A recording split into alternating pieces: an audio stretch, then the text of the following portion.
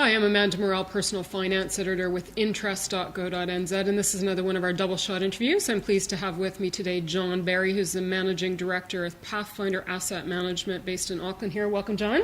Hi, Amanda. So John's joining us to talk about a really important issue that's sort of cropped up amid the whole Ross Asset Management debacle, and that has to do with who is qualified to manage your money? Are they legally compliant? And some of the signs that we should look for when we're going to invest our money with a particular party. So some interesting terms have arisen, and we've discovered from the FMA's investigation of this incident that Ross Asset Management was something called a discretionary investment management service. A lot of people will be unaware of this.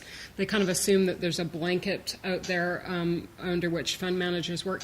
So we got a lot of ground to cover here, but you've come up with a really useful 6-point checklist for investors to ask of themselves or of their fund manager about how it is that they operate. So what are some of the criteria? You've raised these as sort of red flag issues and suggest that if if the fund manager can't satisfy these sort of concerns, that maybe you shouldn't invest. So let's start with number one here, and that's does the fund manager have a public face? Why is this important? Why is this important? You want to know the person you're placing your hard-earned savings with is a real business. It's not just virtual on the internet. It's not offshore based. There are real people. You want to visit their offices, look beyond websites, and ask a lot of questions of the fund manager. Right. So what you suggest that you should be able to walk down and actually meet with somebody visibly and not just engage with them over the internet. Absolutely. Yeah. You want to be able to put a face to who's managing your money, and a lot of care also needs to go into New Zealanders are very trusting, and we often give money to people based on their personality, and what we're looking for are facts. We want to meet them, and we want to question them, and we want to look beyond sort of glossy brochures and website marketing. We want to be asking the hard questions. Okay, I know we won't want to get into Ross Asset Management in detail here, but one of the issues that came out of that is that they actually weren't all that visible. They didn't have a real face, a public face, or even a website for that matter. Is that right? Yeah, look, we've been marketing our products, our funds through New Zealand for over 3 years. We had never heard of Ross Asset Management, and I think outside Wellington, not many people had heard of them. So they didn't have a website, they didn't come up on any Google searches, and in my mind straight away, why the secrecy, why the low profile, and that's a red flag straight away. So a big red flag. Okay, let's go to number two, which is, does the fund manager outsource all key functions to independent parties? Why is this important? Okay, with the fund manager, we focus on investment management. We focus on the right asset allocation, investing in the right, building the right product for investors. Yep. There's a whole pile of infrastructure that goes around a fund, including who holds the assets, the custodian, who prices the assets and decides what they're worth and what investors' money is worth on any given day. Yep. All of those should not be done by the fund manager, they should be done externally. So you have a third party looking in and checking on the work of the investment manager, of the fund manager. Okay. Fund managers are also required to have an independent trustee and to be independently audited. So, people placing their money with a fund manager will want to look at who are those people. Are they auditors from the top end of town, or are they a small firm? Obviously, larger firm is better. Yep. And make sure there are these independent checks, there is independent pricing. So a lot of investors, particularly first-time investors, you may think this is really technical information. Are these questions that they should feel comfortable asking of their fund manager? Yeah, absolutely. Yeah. And if you read the offer documents, if you read the investment statement and the prospectus, it should be very obvious from the offer documents if the right structure is in place. And if it's not obvious, then ask the question. Okay. And in the case of Ross Asset Management, there wasn't a lot of these external operators. Well, when you say a lot, there was actually none. None. So there was no audit. Major red flag there. There was no independent custody. The pricing was done internally. So there were a number of shortcomings in the structure and process and governance. Okay. Independent directors is another third-party check that we'd encourage people to make sure a fund manager has. Okay, and that's a biggie. Let's go to number three now. Do the principals invest? Do they have money in the game themselves? That would be a key indication of whether they think this is a legitimate fund. Yeah. Yeah, absolutely. If a fund manager expects you to eat their cooking, then they should be eating it too. So at Pathfinder, Paul Brownsy and I have what we would say quite significant amounts in all our funds. Yep. And because we believe in the investment strategy and we believe in the underlying fund, and it's the best alignment of interests between the fund manager and the investor. It's a better alignment of interests than a performance fee. And you want to know that the fund manager is committing their own personal savings to the investment as well. How much is enough? I mean, some funds are bigger than others out there. So as a proportionate size of the fund, is there any suggestion there about how much money? How much money a fund manager should have? And will fund managers reveal this to you? They should tell you, I mean, they may not reveal the exact number, but they should be able to tell you, is it over $1,000? Is it over $50,000? Right. Is it over $100,000? Yeah. I mean, in the case of Pathfinder, ours are six-figure numbers. Yeah. So there's significant that Okay. we care about. Yeah. If the fund manager was saying to you, yes, I've got $500 in there, well, Another red flag. query whether that's really a good alignment of interests. Okay, all right.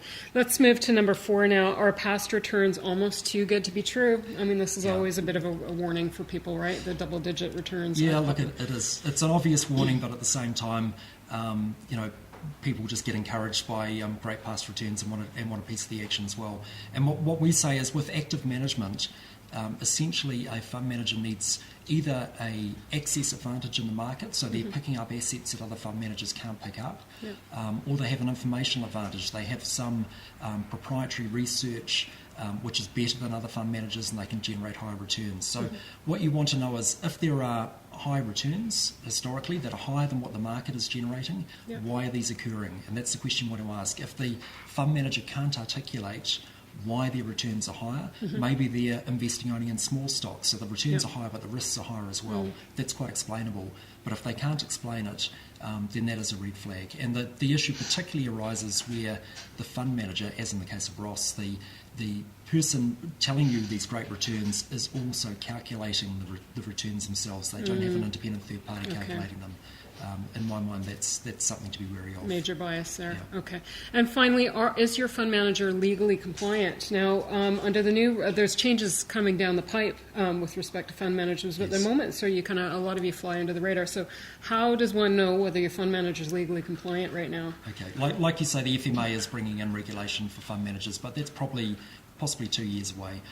So at the moment, what we're required to do, we must have an independent trustee, we must have an independent auditor, we must file our accounts for both the funds and our business on the companies.govt.nz website.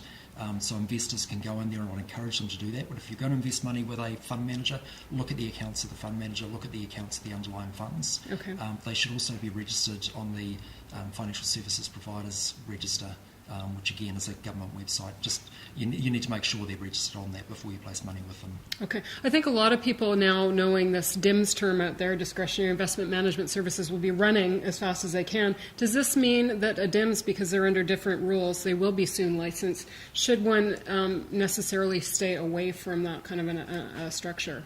Well, actually, a DIMS is already licensed because they're financial advisors rather than fund managers. Okay. So they're already under. So they're partially governed under the AFA umbrella. They're under the AFA umbrella. Yeah, Yeah. absolutely. So they're already regulated by the FMA. But these other aspects that you were mentioning that fund managers are required to do with, for example, external auditors and whatnot, they somehow are not held to that same standard? Their regulation doesn't require independent custody or independent audit. So this is reason to be cautious then?